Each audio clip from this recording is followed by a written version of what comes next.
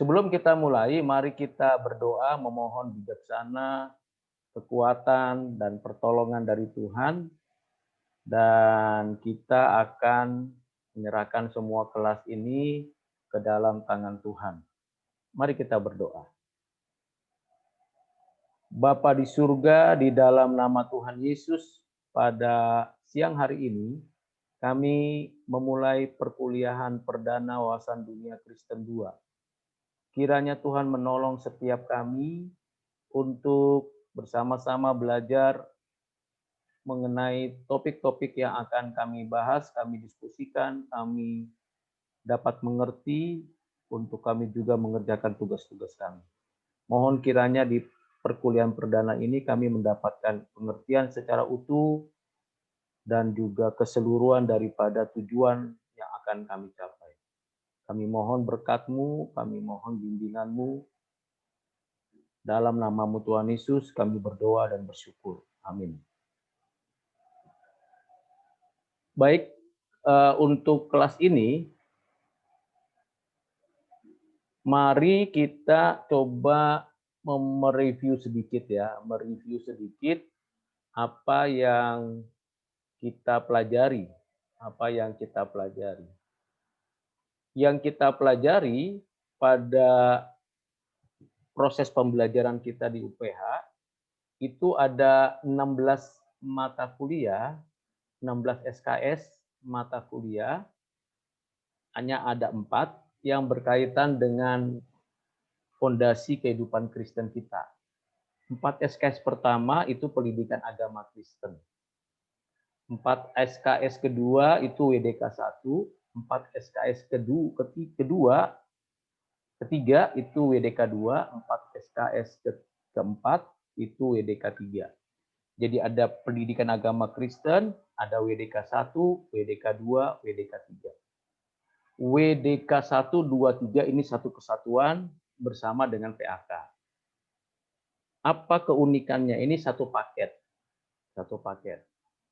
PAK itu merupakan dasar dari seluruh proses pembelajaran mengenai kehidupan kita sebagai orang percaya. Dasarnya karena berdasarkan dari Alkitab. Kita baca, kita pelajari narasi besarnya, keseluruhan yang ada di dalam kisah-kisahnya, covenant-covenant atau perjanjian Allah, lalu bagaimana kita memahami dari perjanjian lama ke perjanjian baru. Itu dasar. WDK 1 itu arah.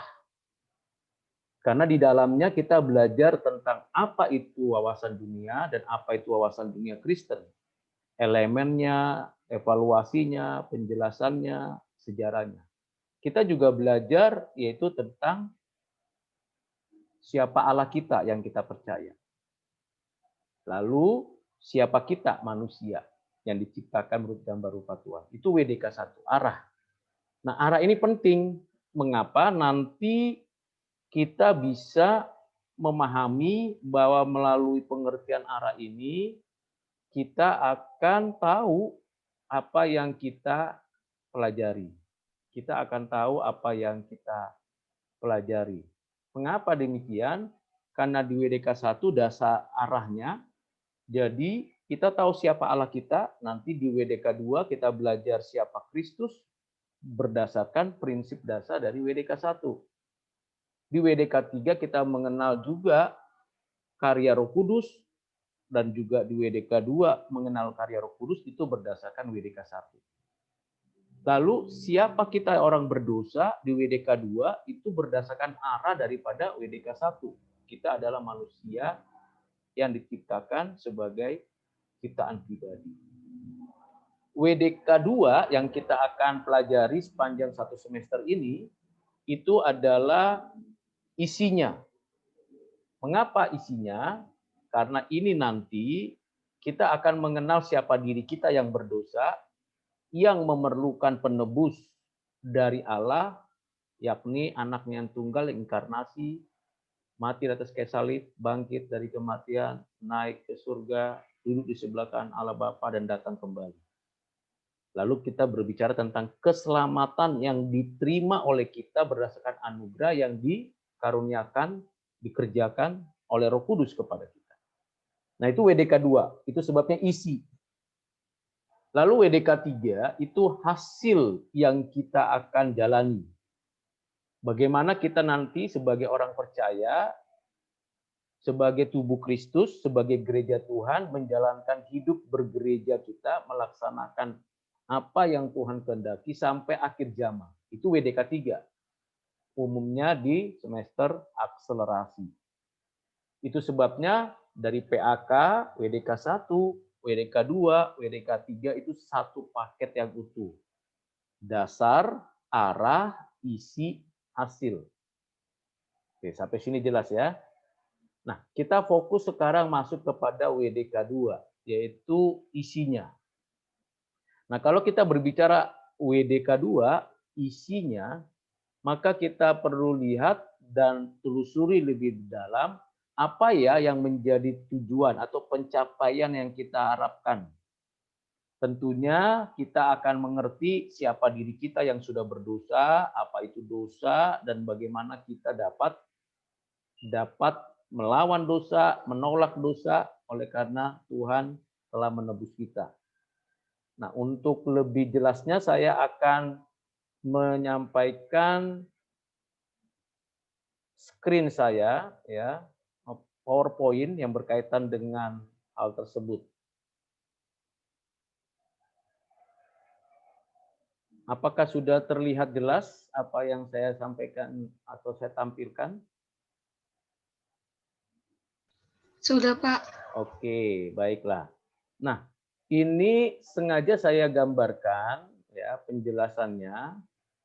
Di sini ada yang namanya gambaran umum ya tentang wawasan dunia Kristen 2 sebagai isi dari pemahaman kita keseluruhan yang kita ingin capai sebagai orang percaya, khususnya untuk setiap mahasiswa yang ikut kelas ini. Nah, di dalam isi ini kita akan lihat gambarnya. Ya, kalau kita lihat gambar sepintas ini adalah manusia secara pribadi menyadari dosanya, dibelenggu seperti dirantai begitu. Foto ini atau gambar ini diambil oleh saya dari internet. Ini menjadi perwakilan di mana kita menyadari dosa kita, lalu kita percaya bahwa Kristus sudah mati bagi kita di atas kayu salib, memberikan kepada kita hidup yang baru, memberikan kepada kita penebusan, pengampunan, mengadopsi kita. Wawasan dunia Kristen 2, 4 SKS, itu terdiri atas apa saja mata kuliah ini dipelajari ya, apa saja yang perlu kita ketahui dari mata kuliah ini. Yang perlu kita ketahui ya dari mata kuliah ini mengenai pembagiannya. Ada 4 pembagian yang penting yang perlu diketahui oleh setiap mahasiswa. Yang pertama adalah pengajaran tentang doktrin dosa. Jadi kalau kita bicara tentang amartologi, itu bicara tentang doktrin dosa. Manusia yang berdosa. Saya dan Anda orang berdosa. Dipelajari nanti dari sana, apa itu dosa, bagaimana manusia berdosa, mengapa bisa berdosa, dan seterusnya. Lalu kita akan masuk ke dalam pembelajaran mengenai siapa Kristus. Namanya Kristologi, pembelajaran doktrin Yesus Kristus. Siapakah yang dapat menebus kita? Karena kita tidak mampu menebus dosa kita sendiri. Kita sudah mati karena dosa kita, lalu kita akan menerima penebusan. Berdasarkan apa penebusan itu? Factum salutis, ketetapan. Ketetapan siapa? Dari Allah. Berdasarkan anugerah dan kasih-Nya. Dan dikerjakan oleh Kristus melalui inkarnasi, kematian di atas kayu salib, kebangkitannya, dan kenaikannya, dan duduk di sebelah kanan Allah Bapa, dan kedatangannya yang kedua kali. Lalu ia menyatakan pelayanan-pelayanan penebusannya sepanjang hidupnya di bumi ini, dan tetap melayani, memberikan kepada kita satu pengertian bahwa dia tetap menyertai kita. Nah, itu tentang kristologi. Jadi kita akan belajar jabatan keimamannya, raja, imam nabi, dan seluruh kekaryaannya.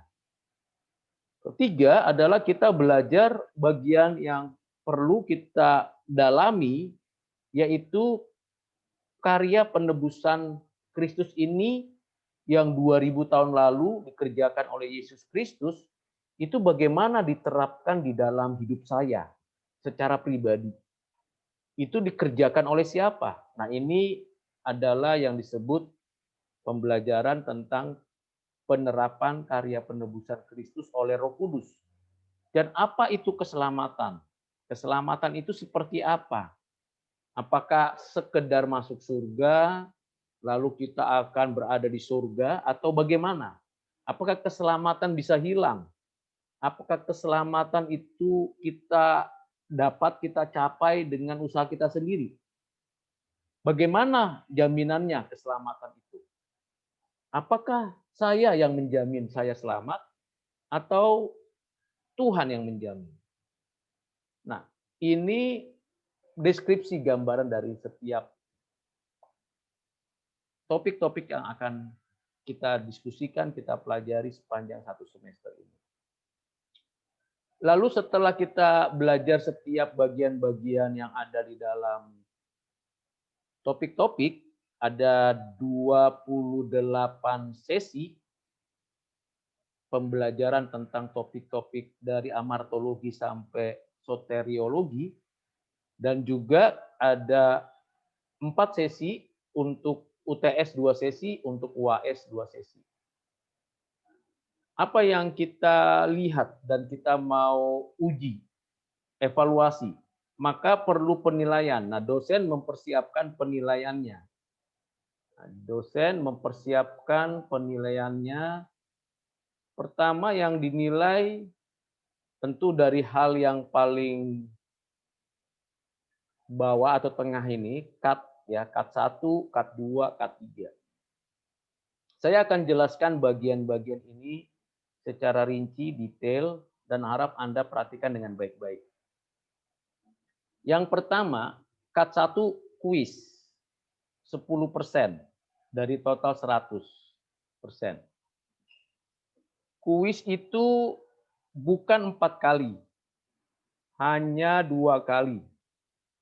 Hanya 2 kali. Jadi saya buat kuis itu hanya 2 kali, yaitu sebelum UTS dan sebelum UAS. Saya ulangi, kuis hanya 2 kali sebelum UTS, sebelum UAS. Itu kuis. Soalnya esai dan jumlah soalnya 4. Saya ulangi, soalnya esai dan setiap kuis jumlah soalnya 4. Ada rubrik penilaian dan nanti setiap pertanyaan akan saya berikan komentar penjelasannya untuk setiap jawaban dari mahasiswa. Secukupnya, sebisanya saya akan berikan komentar untuk setiap jawaban mahasiswa dari setiap pertanyaan yang saya ajukan di setiap kuis 1 dan kuis 2. Dicatat ya, hanya 2 kali kuis. Yang kedua adalah cut 2, kegiatan akademis struktur cut 2 10%. Ini chapel di UPH. Jadi dari chapel di UPH.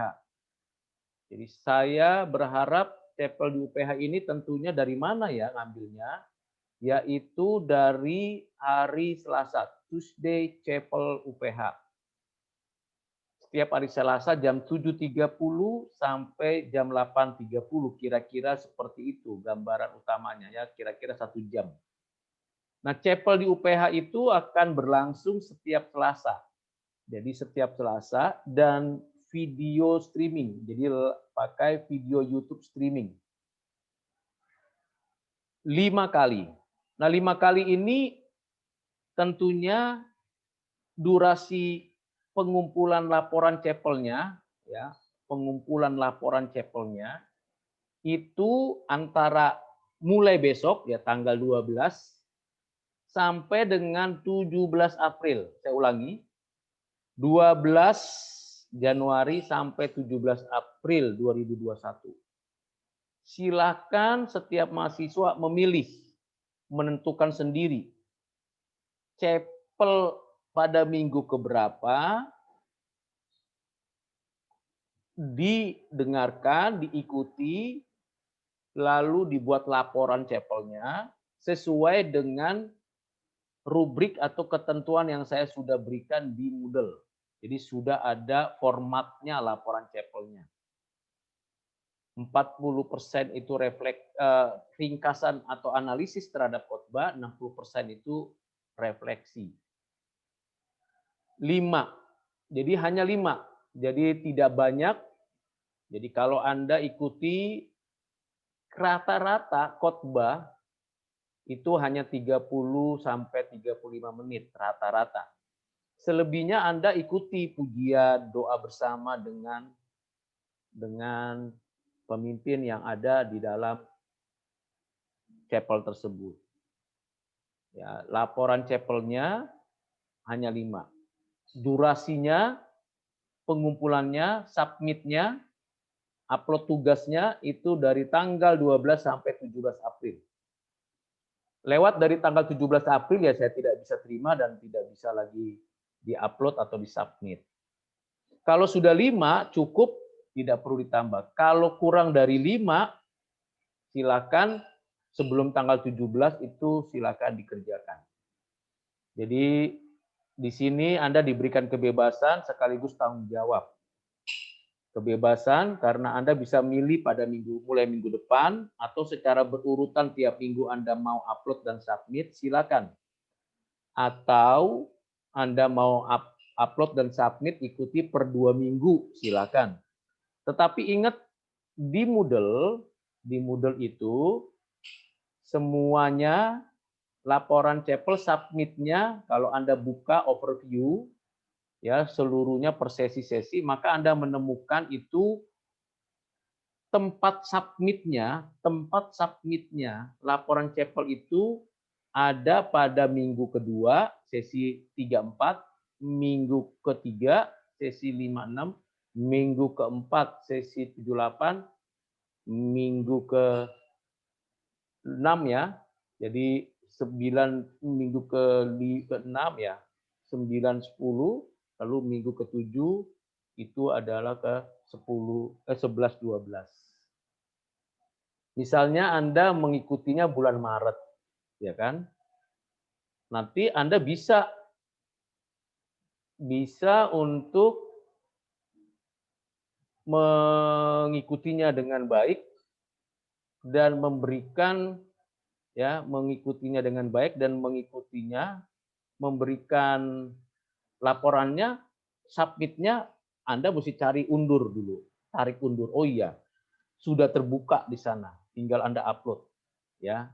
Yang pasti due date-nya sampai tanggal 17 April. Itu yang kedua, ya cut 2. Lalu K3. K3 itu 15%. Itu service learning, ya. Nah, kondisi saat ini situasi pandemi yang belum berakhir bahkan makin meningkat.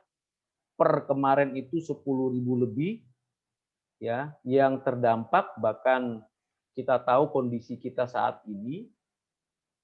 Maka service learning tidak dilaksanakan secara on-site atau di lapangan langsung. Tetapi saya mengajukan untuk Anda melakukan service learning melalui webinar atau Zoominar. Jadi kalau di sini ada 59 atau 58 mahasiswa, maka service learning akan dibuat kelompok-kelompok untuk melakukan seminar. Ya, seminar, lalu nanti setiap kelompok menentukan sendiri. Jadi saya memberikan kebebasan kepada mahasiswa untuk memilih kelompoknya dan memberikan ini loh kelompok saya, anggota kelompok saya. Nanti siapa ketuanya, siapa sekretarisnya, siapa bendaharanya dan sebagainya untuk melakukan seminar atau Juminar webinar. Dapat juga bertanya kepada Student Life by email atau mungkin kalau ada kontak PIC-nya untuk menanyakan adakah tempat-tempat yang bersedia untuk webinar. Apa yang mau kita diskusikan atau di dalam Juminar itu tentu berkaitan dengan yang pertama mata kuliah kita, wawasan dunia Kristen, dengan empat hal yang penting, yaitu berbicara tentang keberdosaan manusia, berbicara tentang Kristus, berbicara tentang keselamatan, dan berbicara tentang karya Roh Kudus. Dengan demikian, maka kelas ini dibagi atas 4 kelompok besar untuk service learning. Nah, nanti saya akan berikan format proposalnya, lalu saya akan berikan bimbingan bagi setiap kelompok yang menentukannya, waktu bimbingannya, supaya bisa dijalankan dengan baik. Bisa juga nanti menggunakan Zoom meeting dan sebagainya. Nah, nanti bagian service learning ini akan utuh, ada proposal, ada pengerjaan webinarnya, ada refleksi perorangannya, lalu ada laporannya. Maka dapat 15%. Nah, kalau sudah kerjakan, apakah benefitnya selain saya bersumbangsi, melaksanakan pelayanan kepada masyarakat, di mana setiap anggota paling tidak mencari peserta dari webinar itu minimal 5 misalnya. Kalau 20 anggota, maka kalau masing-masing mencari 5 peserta yang berbeda, entah itu sasarannya pemuda, remaja, jemaat umum, nah nanti akan mendapatkan paling tidak 120 peserta. Pembicaranya siapa? Boleh saya, lalu entah dosen lain saya minta, boleh mau tidak, nanti saya minta, lalu 2 dari mahasiswa. Pembicaranya 2 dari mahasiswa, saya dan juga dari dosen yang lain. Saya akan ajukan itu kepada dosen yang lain dari FLA. Nah, itu service learning. Untuk teknisnya nanti kita bicarakan lebih detail lagi. Lalu kemudian, apa benefitnya tadi saya belum jelaskan. Kalau kita sudah kerjakan dengan bagus, dan saya melihat ini baik sekali hasilnya, maka saya tidak sungkan menambahkan apresiasi itu ke nilai UAS. Berapa persentasenya dari nilai yang ada, nanti saya lihat dulu ketentuan yang berlaku dari keseluruhannya. Misalnya ya, saya lihat bagus sekali, semua perjalanannya bagus, topik-topiknya bagus, maka misalnya nilainya jadi dapat 90 service learning misalnya. Maka bisa jadi saya tambahkan 9 poin ke 40% ini. Misalnya di sini UAS-nya 80, jadi 89. Misalnya seperti itu. Misal ini ya. Nah, itu benefitnya. Jadi betul-betul serius K3 ini, karena K3 ini bukan hanya dapat nilai di CAT-nya, tapi juga mendapatkan nilai di UAS-nya. Lalu kita masuk ke bagian UTS dan UAS. UTS itu 25% esai, soalnya hanya 3. Saya ulangi, UTS esai soalnya hanya 3. Tentu ada kasus-kasus ya, studi kasus. Lalu UAS juga soalnya hanya 3 esai. Nah, UTS itu akan ada apresiasi penambahan nilai bagi mahasiswa untuk mengerjakan forum 1, forum 2, forum 3, forum 4, dan 3 tugas non-CAT. 7 tugas sebelum UTS itu dikerjakan bukan wajib. Jadi tidak wajib. Anda bisa baca di Moodle. Jadi tidak wajib, tetapi bagi siapa yang mengerjakannya, maka nilainya ditambahkan ke nilai UTS. 15% maksimal, itu ketentuan yang berlakunya. Jadi misalnya, kalau forum 1 sampai dengan 4 ditambah dengan 3 tugas, itu ada 7, lalu kemudian dikali totalitasnya jumlahnya berapa nilai, misalnya N, ya, N7 kali 7, lalu N7 bagi 7, ya, N7 bagi 7, lalu kemudian dari hasil 7, N7 bagi 7 dikali 15%. Nah, itu jumlahnya nanti misalnya maksimum misalnya kalau kita lihat nilainya bagus semua, misalnya ada dapat nilai 10 sampai 15. Nah, jumlahnya ini 10 sampai 15 ini akan ditambahkan kepada UTS. Misalnya UTS-nya 70. Lalu N7 bagi 7 kali 15% itu mendapatkan nilai 10 misalnya. Tadi nilai UTS-nya 70. Maka dia di final grade di OPCS menjadi 80. Nah, itu ketentuannya saya sudah buat formatnya, Excel-nya dan ketentuan perhitungannya. Jadi tinggal dimasukkan poin-poinnya saja nanti. Demikian juga untuk UAS. Di UAS itu ada forum diskusi 5 sampai 8 dan juga 3 tugas yang lain. Namun, nah ini perlu diperhatikan karena ini bukan tugas wajib. Jadi jangan, wah banyak sekali tugasnya Pak.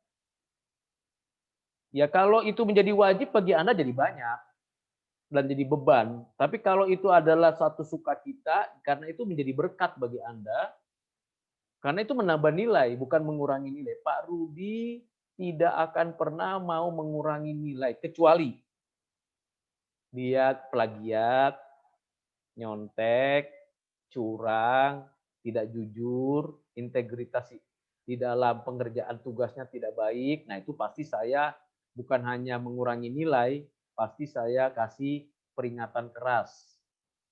Mungkinkah ini mata kuliah ini fail atau mata kuliah ini pada aktivitas CAT-nya atau UTS UAS-nya dikasih 0. Nah itu. Tapi kalau integritasnya baik, jujur, pasti tidak akan pernah dikurangi. Nah, karena ada penambahan nilai di UTS dan UAS, tidak pernah lagi ada tambahan nilai yang lain yang Pak Rudi berikan.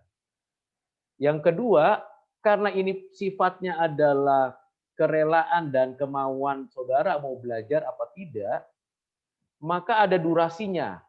Forum diskusi 1 misalnya, itu due date-nya tanggal, misalnya saya buat tanggal 23 Januari due date. Berarti mulai hari ini boleh diisi dong, boleh. Tapi perhatikan apa yang kita jadikan bahan diskusi. Perhatikan ketentuan-ketentuan yang berlakunya. Karena sudah ada di sana setiap forum diskusinya. Jadi ada due date-nya, forum diskusinya, ada due date-nya juga tugas-tugas itu. Mengapa perlu due date-nya? Supaya kita punya gairah untuk mengerjakannya tepat waktu dan belajar juga kita memahami kehidupan kita yang banyak tugas-tugas yang lain. Ya. Nah itu penilaian. Jadi aktivitas yang objektif yaitu CAT 1, 2, 3 dan UTS UAS ditambah dengan tugas-tugas penambah nilai. Pak Rudi saya nggak mau menambah nilai. Saya maunya UTS UAS saja. Ya silakan. Lalu CAT 1, 2, 3 ya tidak apa-apa. Kan itu kebebasan. Tetapi kalau nanti nilainya kurang, nggak punya alasan lagi, Pak Rudi saya bisa dong tambahkan nilai saya. Loh kan sudah diberikan. Proses belajar itu dari mulai sekarang sampai mulai nanti akhir kuliah UAS. Sehingga tidak lagi ada alasan Pak Rudi nggak nambah nilai nih, pelit nilai nih, tidak mau memberikan apresiasi. Tidak, saya sudah memberikannya sepanjang proses pembelajaran. Nah seperti itu penilaiannya. Selanjutnya bagaimana kita bisa mencapai nilai-nilai yang baik. Baik itu karakter kita, pengetahuan kita, pemahaman kita, supaya utuh, maka perlu yang namanya sumber buku. Ya, sumber buku kita perlu kita tahu. Yang pertama, buku wawasan dunia, bicara tentang Ronald Nash, Philip Graham Ricken, dan juga buku Amartologi dan Kristologi, bukunya Anthony Ukema, Louis Berkhof, dan juga berbagai jurnal yang dapat ditemukan secara gratis. Jadi nanti ini Anda bisa temukan dan bisa ketahui. Ada di Moodle semua ini. Sedangkan dosen mempersiapkan berbagai buku referensi dari Albert Wolters, Cornelius Pantil, Gavin Richard, Gordon, Henry, Herman Bavinck, Richard Middleton, Moreland, John Calvin, John Frame, John Murray, Miller Jerikson, Von Poitras, Wayne Grudem. Nah, itu hal yang sudah saya share kepada setiap mahasiswa berkaitan dengan semua proses perkuliahan kita. Di dalam RPS kita, memang kita harus tahu yang pentingnya. Pertama, tadi saya katakan di awal sebelum kita rekaman, bahwa kehadiran kita itu hari Senin dan hari Rabu, ya kan? Tetapi karena kuliah kita adalah kuliah online dan tidak tatap muka, maka hari Rabu, ingat baik-baik, hari Rabu itu tidak ada kuliah online. Jadi jangan ditanya lagi, Pak Rudi, hari Rabu ini kita kuliah enggak? Tidak ya. Kuliahnya setiap hari Senin jam 1.15 sampai jam 2.55. Hari Rabu apa yang saya kerjakan? Ya itu tadi, tugas-tugas ada forum kan? Ada forum, ada tugas-tugas kegiatan yang lain. Anda tinggal baca-baca, pelajari, dengar. Di dalam learn.up.edu, di 32 sesi, 16 minggu itu, ada 27 video pembelajaran. Saya sudah dengar semua, dari mulai pertama sampai akhir, saya dengar berulang kali, saya tahu prinsipnya, isinya, ketentuannya, penekanannya. Jadi 27 video pembelajaran itu. Ada juga yang animasi dan sebagainya, ada yang video, dan ada juga dokumen-dokumen yang perlu dibaca. Jadi saya sudah menaruh itu video pembelajaran sesuai dengan topik. Kalau ada yang kurang mengerti, nanti saya tambahkan dengan video YouTube saya di grup saya buat channelnya. Ya, misalnya nanti bicara tentang mengapa dosa itu tetap terjadi pada saat sekarang, padahal kita sudah orang percaya. Apa yang menyebabkannya, misalnya pertanyaan seperti itu ya. Lalu nanti saya bisa buatkan videonya, jawabannya, lalu taruh di link YouTube saya yang saya sudah taruh. Ingat link YouTube saya, Dr. Andes Rudi Silitonga MA MTH itu adalah link YouTube yang sudah diterima oleh Dikti. Jadi waktu saya mengikuti sertifikasi dosen, salah satu materi perkuliahan saya memakai link YouTube saya. Jadi link YouTube itu memang bukan link YouTube untuk hal-hal yang lain kecuali hanya untuk belajar. Memang video pembelajaran juga di sana. Ya siapa saja boleh ambil, boleh download dan sebagainya, bebas.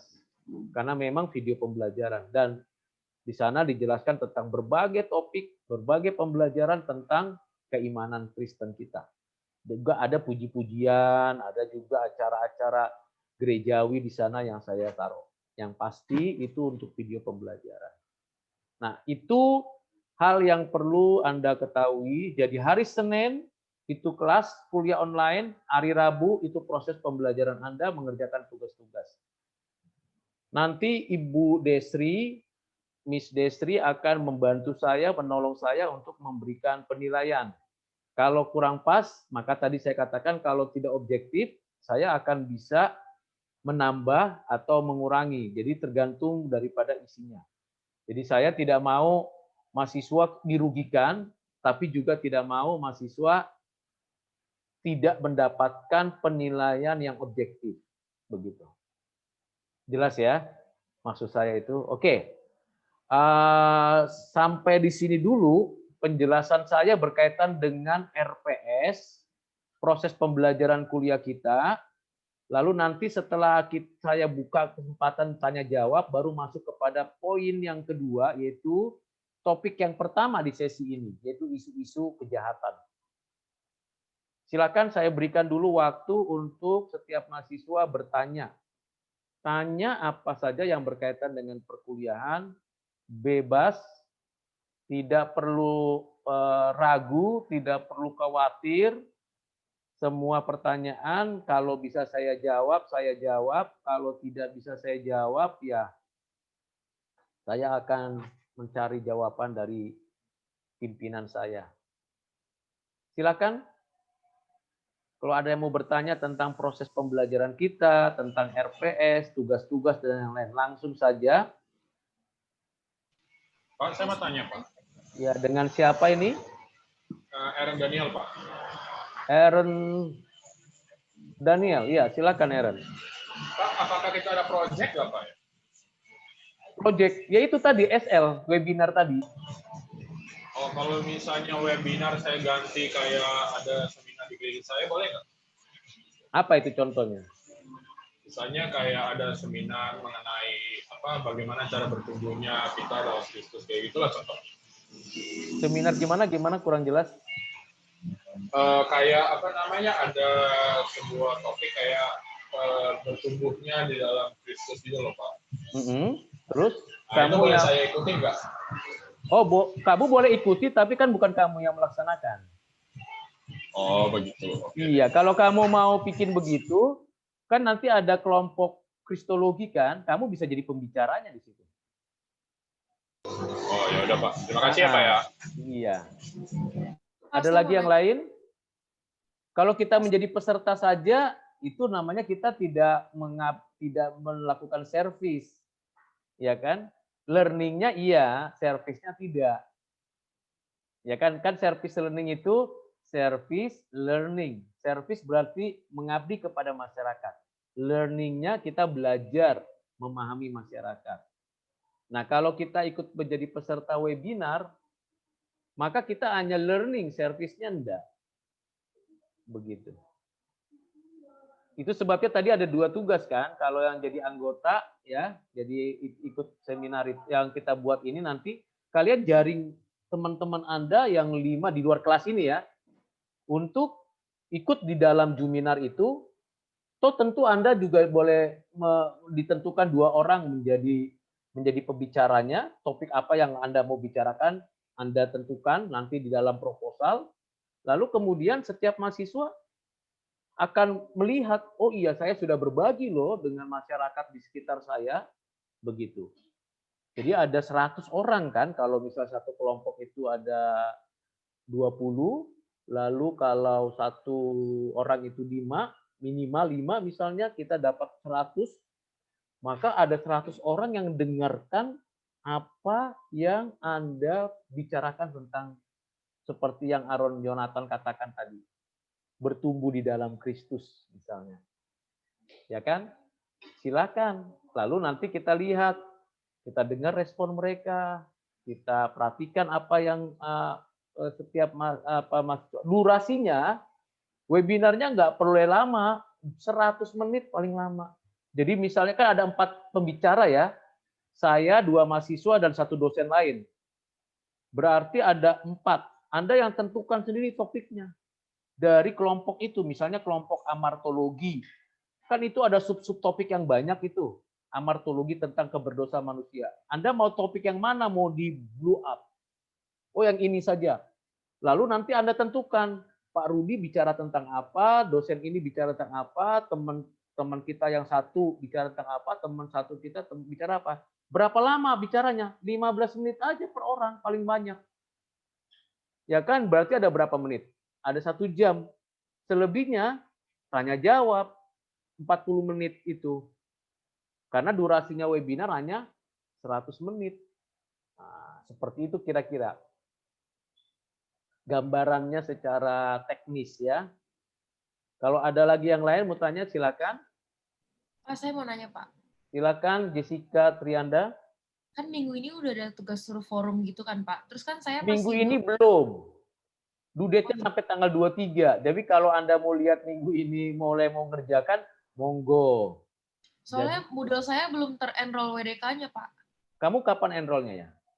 Saya udah masukin ad tapi belum diurus kayaknya sama PA saya. Jadi masih belum ada di Moodle. Enggak, di OPC sudah ada. Belum, kan saya di KTP-nya Buddha, tapi saya Kristen. Jadinya saya lagi mau add Iya. yang WDK.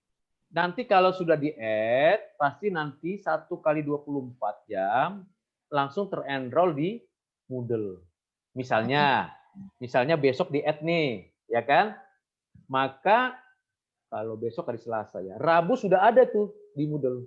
Itu sebabnya saya bikin forum pertama itu due date-nya 23 Januari. Due date-nya 23 Januari. Masih panjang ya 23 Januari ya. Kenapa saya berikan due date-nya 23 Januari? Karena add and drop itu pada minggu ini kan. Begitu. Jadi kalau misalnya ternyata di enroll-nya oleh jurusan atau oleh PA itu tanggal 15. Misalnya ya, 15 Januari. Berarti kan di Moodle-nya terlihat tanggal 16. Ya kan? Maka masih ada waktu 1 minggu untuk mengerjakan forum diskusi 1 untuk tanggal 23. Begitu. 20 kalau ini saya catat ya.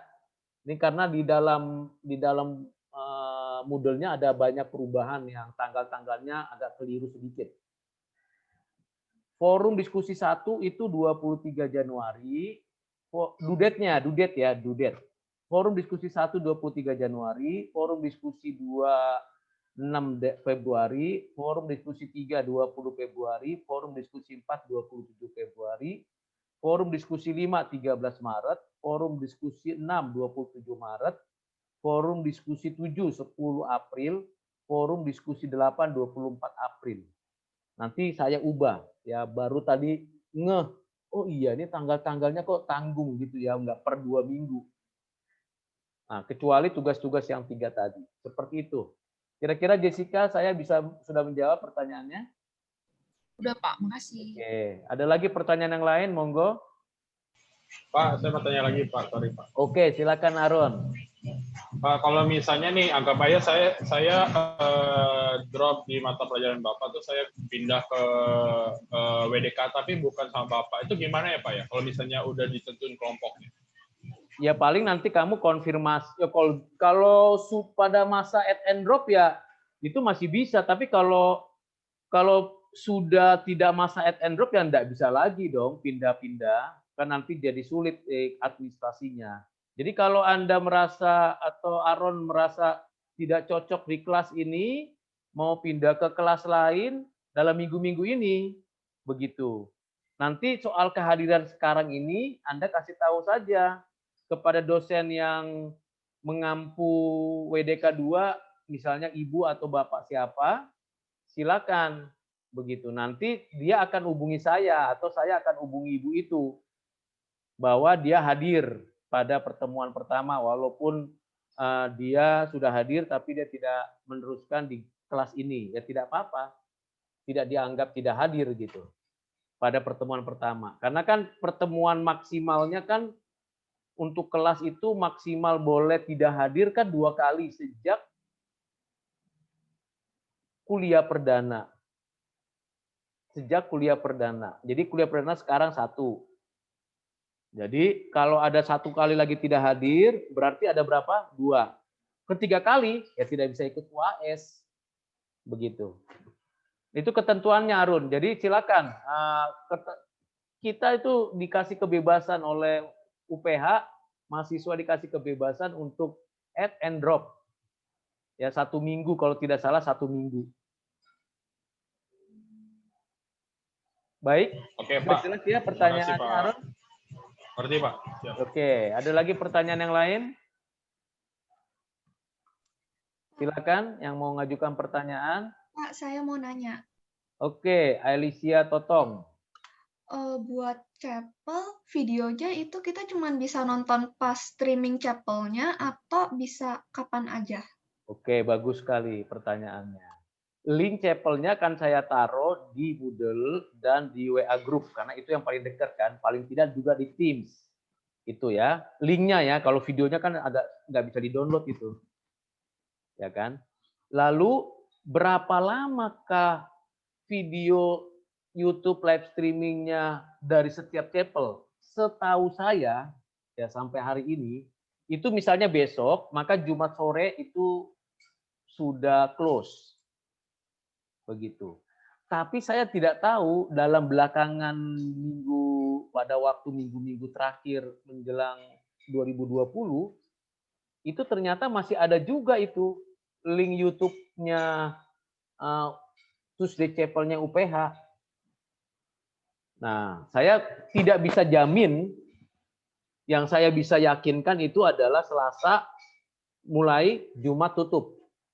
Jadi kapan Anda bisa mendengarkannya? Boleh pada waktu Tuesday Chapel-nya, ya kan? Boleh pada sore harinya, boleh besoknya, Rabunya, boleh Kamisnya, boleh Jumat paginya, atau Jumat sorenya. Seperti itu. Sampai link itu memang tidak lagi tertutup. Silakan, bebas memilih. Tapi ingat, harapan saya, seperti juga harapan semua dosen di FLA, dosen agama atau dosen WDK, ikutilah proses ibadah itu. Jadi jangan di skip pujiannya, doanya itu di skip, kan bisa aja ya di skip kan, dilewati kemudian langsung ke khotbahnya saja begitu.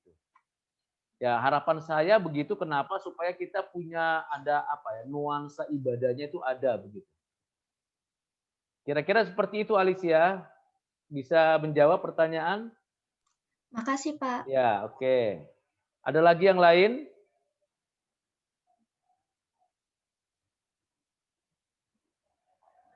Oke, kalau tidak ada yang lain lagi, saya akan masuk kepada topik yang kedua, menjadi topik yang sesi yang sekarang, yaitu isu-isu kejahatan. Jadi saya akan share screen apa saja ya yang menjadi isu-isu kejahatan.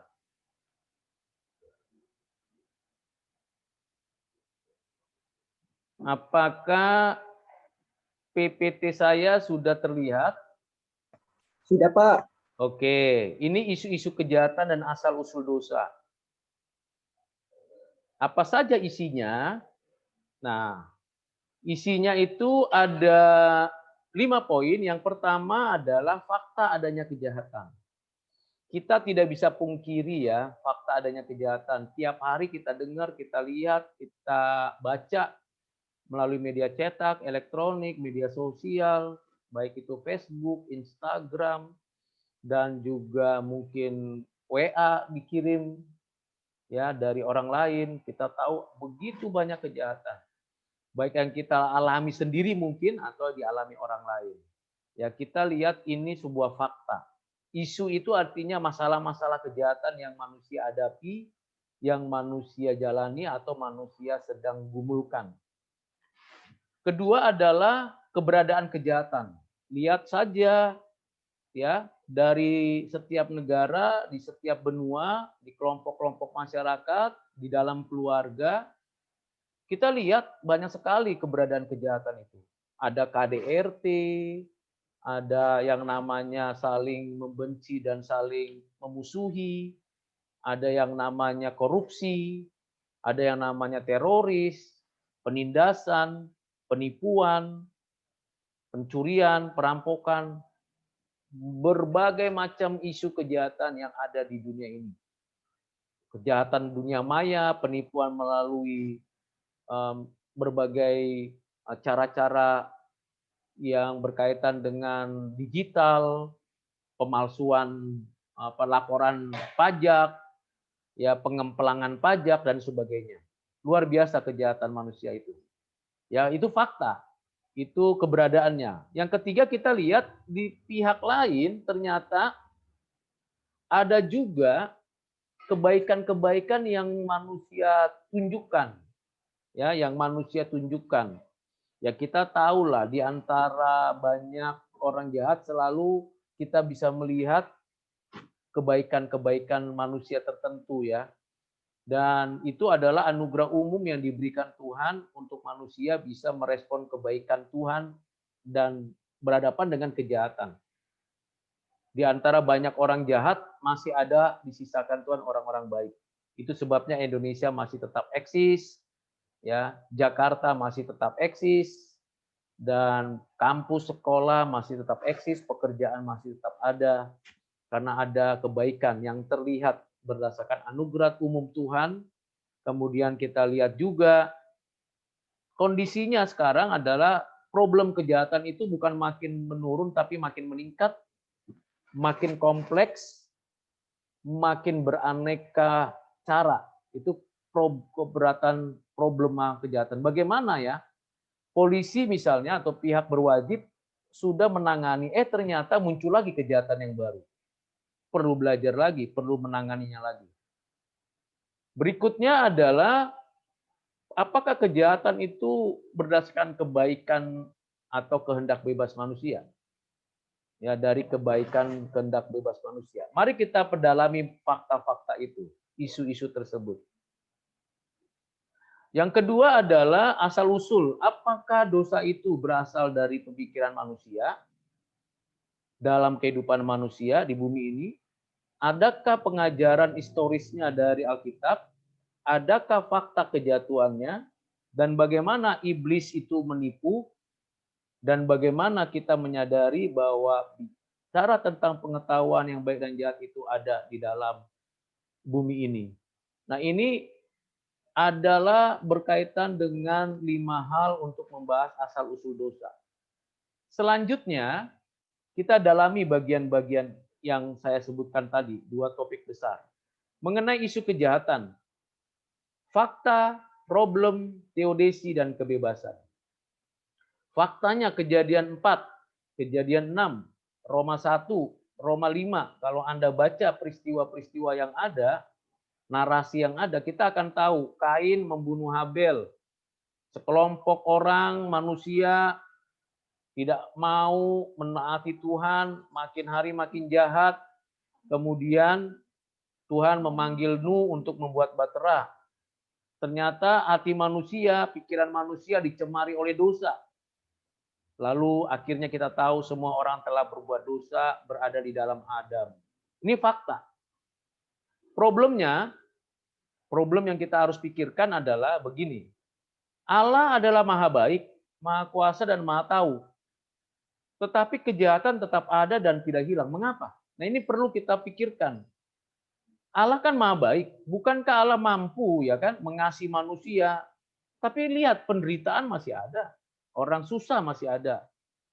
Kemudian kita lihat Allah maha kuasa. Kenapa tidak dihancurkan saja langsung setan? Orang jahat langsung diberikan penghukuman. Tetapi seperti dibiarkan. Mengapa begitu? Allah tahu kok sebelum segala sesuatu itu terjadi, bahkan sebelum saya berbuat jahat, melakukan hal yang buruk, Tuhan tahu isi hati saya. Lalu kenapa sebelum itu dilakukan Tuhan tidak menghentikan? Nah, ini menjadi problem. Problem kita memikirkannya mengapa. Maka pertanyaan mengapa itu menjadi refleksi untuk setiap kita setiap hari. Mengapa ya? Mengapa yang Maha Kuasa tidak memberhentikan saya berbuat dosa? Mengapa yang Maha Baik tidak selalu memberikan saya hal-hal yang baik, yang kelihatan, yang cukup? Mengapa? Itu yang kedua. Lalu jika demikian bagaimana? Apakah kebaikan Allah itu nyata kalau ada dosa, ada kejahatan? Atau penderitaan itu menjadi sarana untuk menunjukkan kasih? Oh, ada orang miskin. Ya, karena ada orang miskin, maka saya akan memberi. Nah, berarti kan saya jadi orang baik nih. Akibat dari penderitaan orang miskin, saya dianggap jadi orang baik karena saya memberi. Apakah begitu? Nah, ini menjadi pertanyaan-pertanyaan yang muncul. Nah, jika ada kejahatan dan ada ada penderitaan, itu kejahatan itu berkaitan dengan moral sajakah? Atau bagaimana? Jangan mencuri, jangan membunuh, jangan berzina. Apakah kejahatan hanya berkaitan dengan itu saja?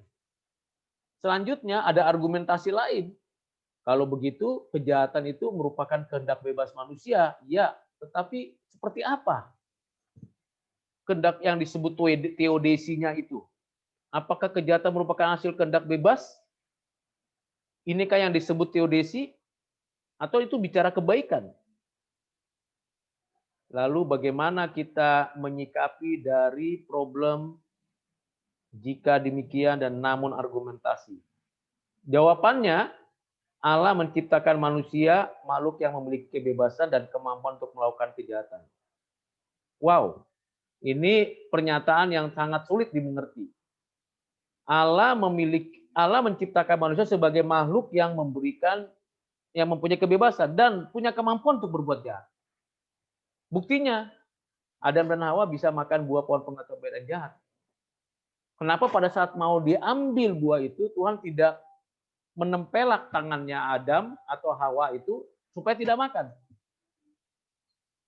Mengapa kebebasan itu begitu sampai manusia jatuh?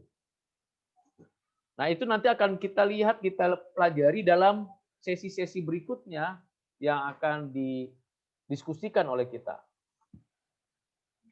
Lalu kita lihat sekarang mind map asal-usul dosa. Kalau kita lihat konteks pemikiran manusia, maka kita lihat manusia itu berdosa, katanya manusia itu berdosa, sebenarnya menurut manusia sendiri, oh itu karena kita teori evolusi kita gunakan. Manusia itu masih punya evolusi tahapan watak kehewanannya, sehingga orang yang punya kehidupan yang begitu amoral, jahat, bertindak brutal itu karena watak kehewanannya tidak berevolusi menjadi manusia yang benar-benar. Nah itu pemikiran manusia. Atau dia takut terbatas, maka dia mau bebas. Atau dia tidak mau terasing, dia mau eksistensinya diakui. Atau kondisi pergumulan ekonomi, lapar, tidak punya makanan, lalu dia mencuri, lalu dia merampok, merampas, atau karena dia ingin dihargai. Nah ini dosa menurut pemikiran manusia. Bagaimana dengan pandangan historis Alkitab? Ya kita tahu Kejadian 3, bagaimana manusia itu dengan sengaja berbuat dosa. Bagaimana manusia melakukan itu di Taman Eden. Dan bagaimana manusia bukan memilih buah kehidupan, tapi mau mengambil buah pengetahuan yang baik dan jahat. Padahal di tengah taman itu ada 2 pohon pengetahuan yang baik dan jahat dan pohon kehidupan.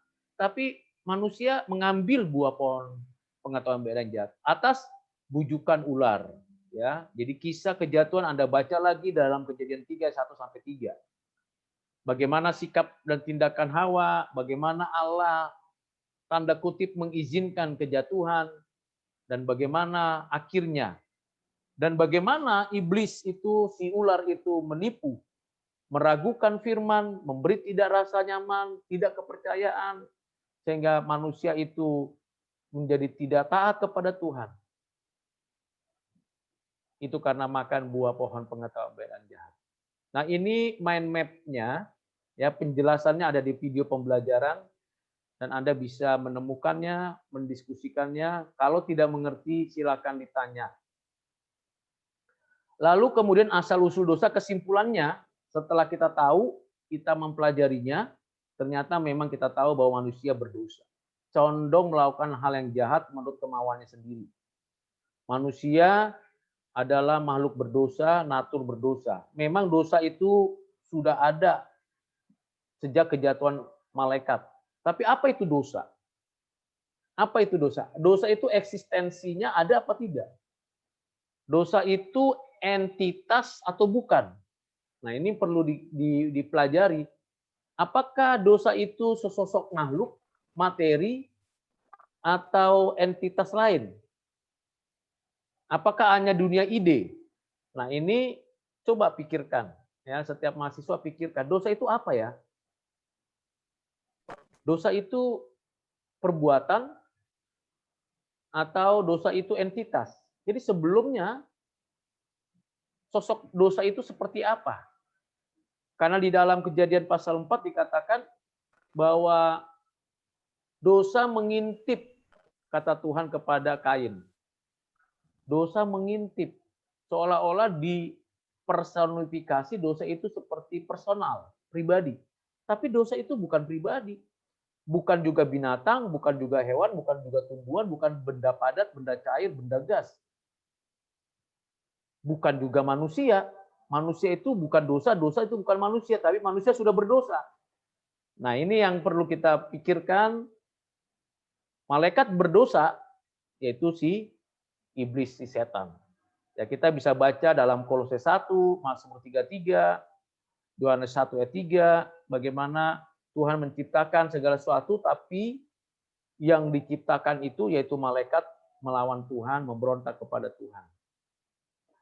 Nah, itu adalah awal yang saya sudah jelaskan mengenai asal-usul dosa, mengenai fakta adanya dosa. Saya tidak menambah dan mengurangi apa yang sudah dijelaskan tadi, kecuali contoh-contoh. Dosa itu bermacam-macam sekarang, ya. Aborsi itu perbuatan dosa tidak. Pencuri perbuatan dosa tidak, dan sebagainya dan sebagainya.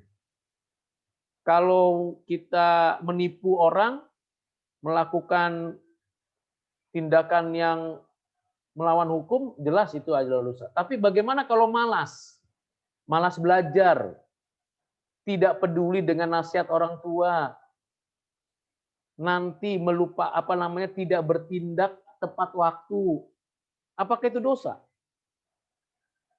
Tidak semangat di dalam menekuni perkuliahannya. Itu dosa apa tidak? Jahat tidak di mata Tuhan. Nah, itu menjadi pergumulan etis. Ya kan? Masing-masing bisa mengambil keputusan dan akhirnya Roh Kudus yang memberikan teguran. Oh, ini dosa. Kamu malas itu dosa. Kamu abai itu dosa. Kamu tidak peduli dengan siapapun itu dosa. Kamu tidak perhatikan nasihat orang tua itu jahat. Seperti itu kira-kira. Nah, sampai di sini dulu isu-isu kejahatan dan asal-usul dosa. Silakan untuk beberapa menit ya yang sudah disediakan untuk boleh tanya dan jawab dan diskusi kita boleh kita lanjutkan.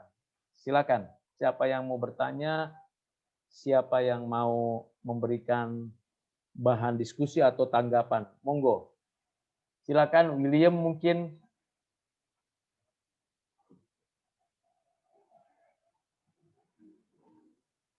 Atau perkenalan dulu nih, William kira-kira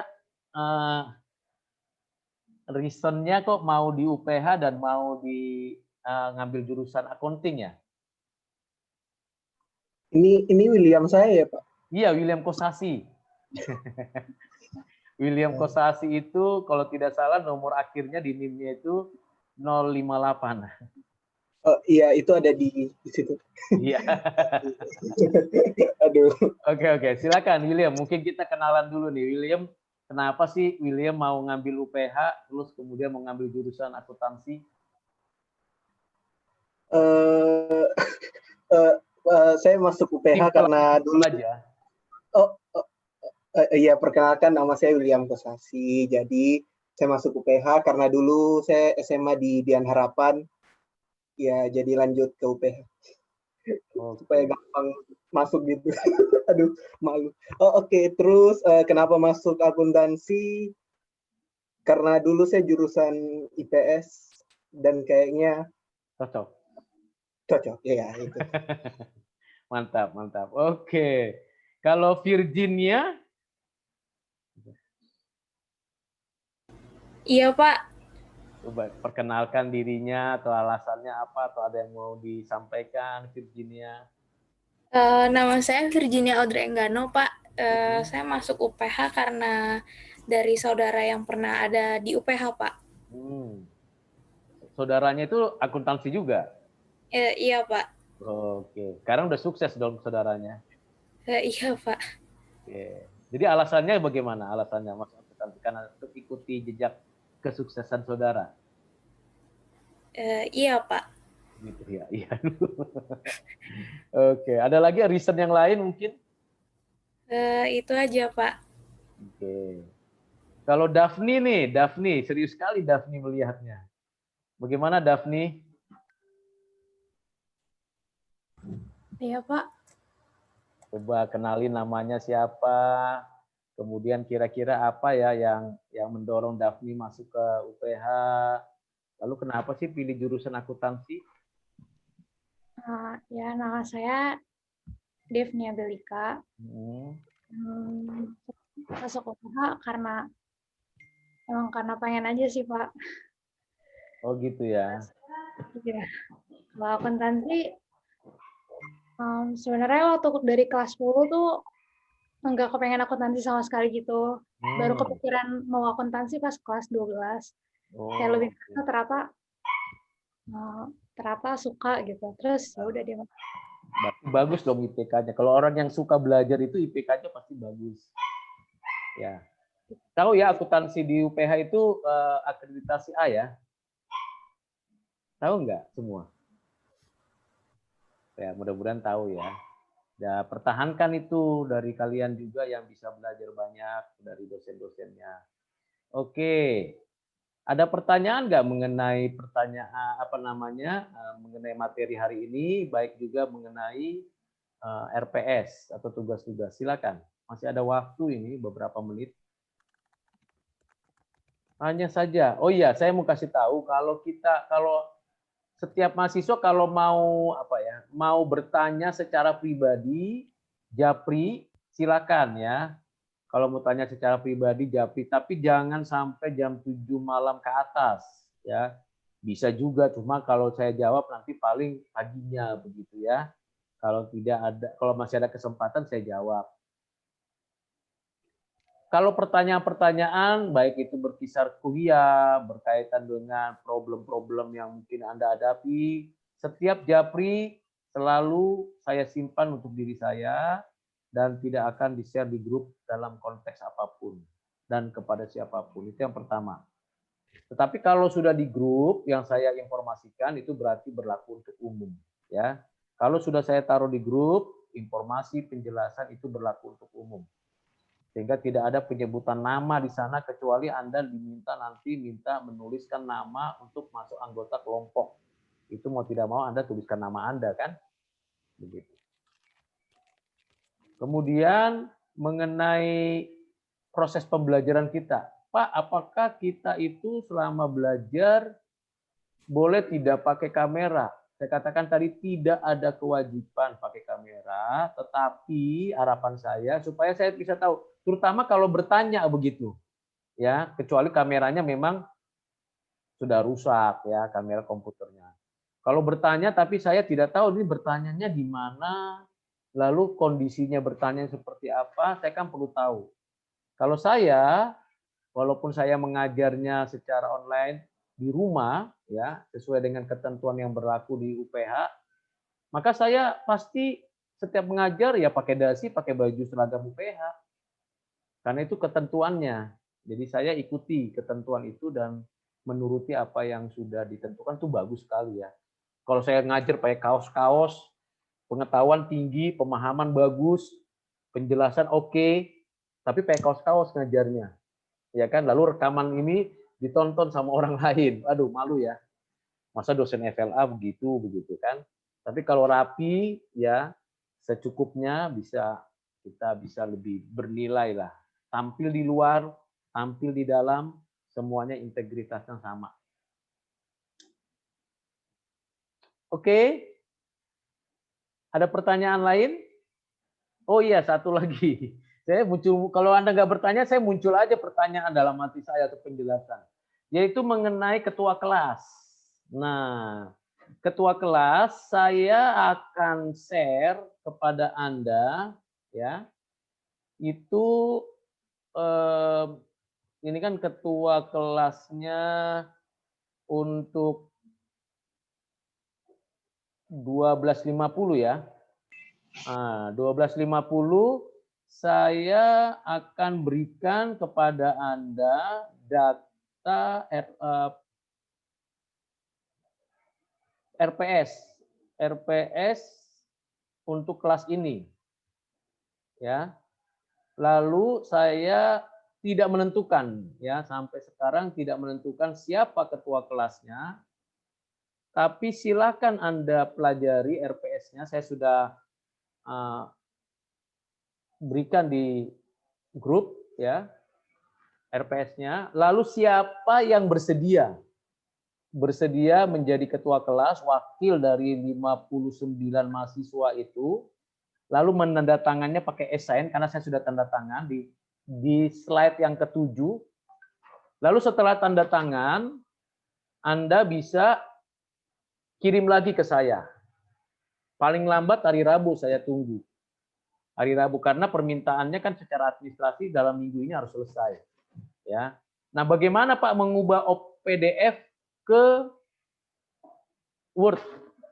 Itu sudah ada formatnya kok. Ya, ubah PDF ke Word, cari di Google itu mudah. Lalu Anda tanda tangan e-sign, tulis nama Anda, lalu ketik NIM Anda, lalu tanda tangan, lalu kirim ke saya. Nah, siapa yang pertama kirim japri kepada saya, itulah ketua kelas. Ya, jadi saya nggak tunjuk, tapi sampai hari Rabu, misalnya sampai hari Rabu ternyata tidak ada, saya yang tunjuk di antara semua, di antara mahasiswa nanti saya tunjuk. Kalau saya tunjuk berarti saya menunjuknya ya karena nggak lihat gambar lagi atau video lagi, saya tunjuk saja.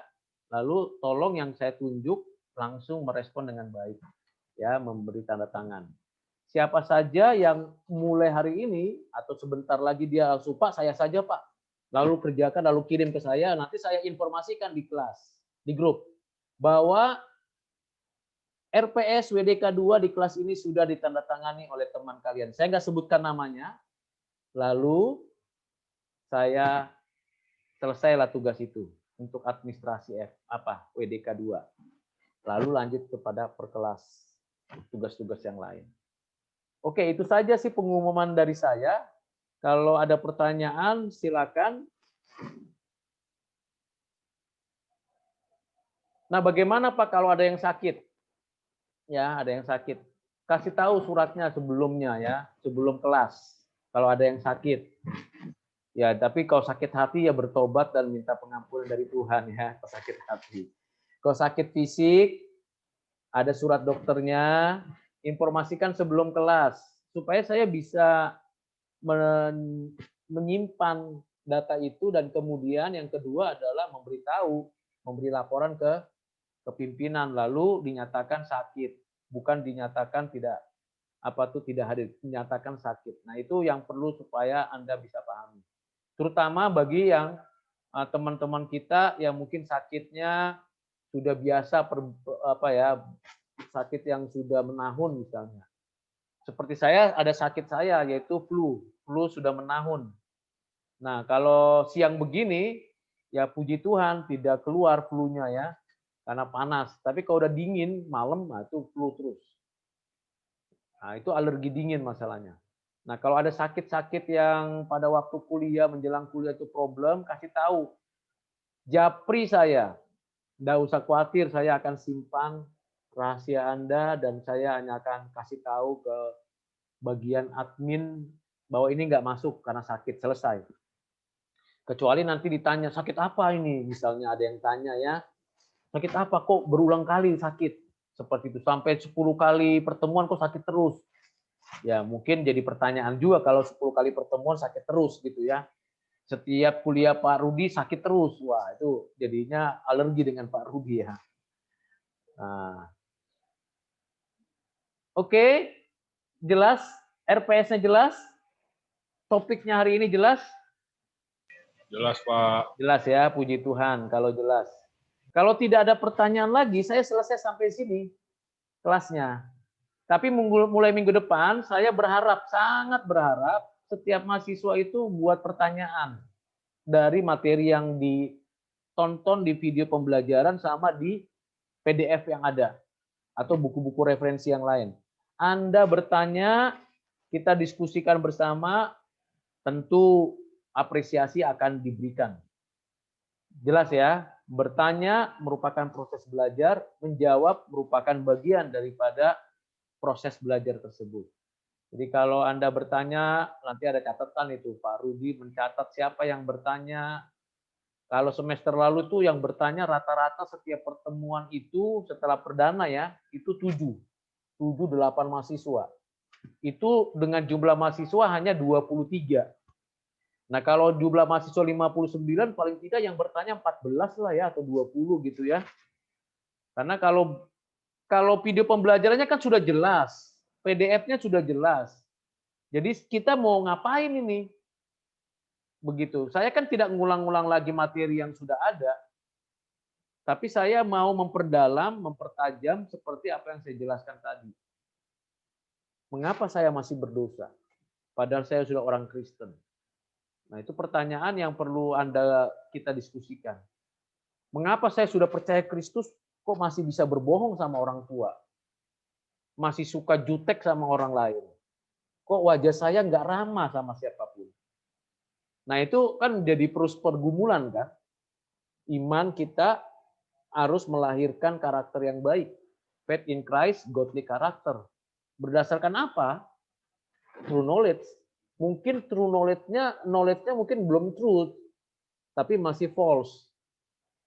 Sehingga faith in Christ-nya juga salah arah. Akibatnya godly-nya bukan godly karakter, tapi badly karakter. Seperti itu. Oke, kalau tidak ada lagi yang kita diskusikan, saya akan... Ini apa nih? Oh, nggak apa-apa. Kalau memang jaringan internet itu, makanya saya katakan saya tidak, kalau Anda sudah setiap absen itu ada di sini, ada di dalam layar ini, maka nanti kan akan terlihat di mana? Di dalam rekamannya. Ya. Jadi, waduh sayang sekali ya kalau kita tidak memperhatikan rekamannya. Nanti saya buat linknya lagi, saya berikan kepada Anda apa yang sudah dikerjakan. Saya tidak akan panggil satu-satu nih. 60 mahasiswa saya panggil satu-satu. Saya sudah lihat ini saja, dan saya sudah baca, pelajari satu persatu mahasiswa, dan sesuai dengan OPCS, langsung di OPCS saya kirim, semua hadir, upload. Seperti itu. Baik, kalau tidak ada kelas, tidak ada pertanyaan, kita jumpa lagi pada sesi berikutnya ya, pada pertemuan berikutnya. Tapi sebelumnya kita akan foto screenshot dulu ya. Ini ada 3 layer, boleh ditampilkan ini wajahnya, disenyum. Layer pertama sekarang, senyum dulu ya, 1 ya, walaupun kondisinya jam-jam ngantuk gitu ya. Oke, 1, 2, 3. Oke, saya simpan dulu. Lalu yang kedua, layer yang kedua sekarang. Oke, layer yang kedua. 1, 2, 3. Iya. Senyumnya bagus-bagus ya, masih udah jam segini ya. Kalau saya udah jam segini, senyum saya ya lumayan lah ya. Karena sudah mulai ngantuk-ngantuk ya. Oke, sekarang layer yang ketiga nih. Yang terakhir nih. Ayo kita lihat sini. 1, 2, 3. Oke. Wah, sudah 3 layer ya.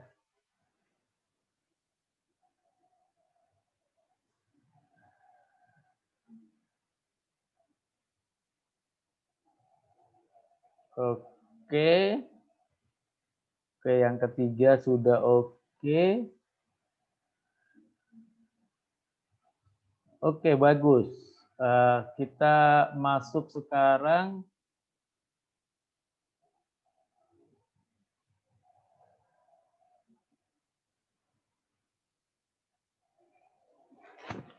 Baik, karena sudah selesai ya. Kita akan akhiri dengan berdoa, tapi minggu depan, karena tiap minggu ya kita bertemu. Minggu depan nanti saya pilih siapa yang pimpin doa. Ya, jangan kaget gitu ya. Gak usah dibuat ditentukan sekarang. Nanti siapa yang pimpin mulai doa dan akhir doa nanti saya tentukan minggu depan. Ya, berdoa untuk kita.